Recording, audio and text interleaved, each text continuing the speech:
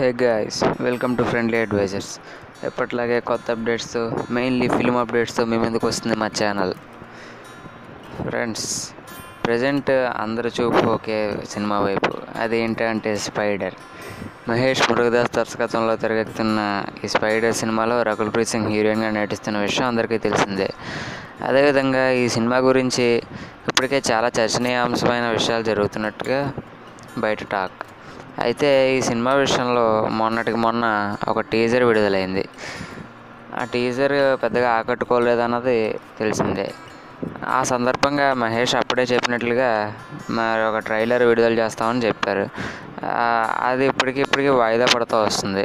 మురుగదాస్ మళ్ళీ తన పందాన్ని కొనసాగిస్తున్నాడని, spider teaser విషయంలో మెట్టు దిగకుండా వెట్టు జారుస్తున్నాడని లేటెస్ట్ టాక్ వినిపిస్తుంది. కానీ ఇప్పుడు ఇలాంటి ఫేక్ న్యూస్లన్నీ తిరగరాస్తూ మహేష్ సంచలనంగా ట్వీట్ చేశారండి. ఆ ట్వీట్లో తేలింది ఏంటంటే, మే 31 తన తండ్రి సూపర్ స్టార్ కృష్ణ బర్త్డే సందర్భంగా ఈ ట్రైలర్ని మన ముందుకు తీసుకురాబోతున్నట్లుగా మహేష్ ఈ ట్వీట్లో పేర్కొన్నారు. అదే కనుక నిజమైతే మహేష్ ఫ్యాన్స్కి పండగే.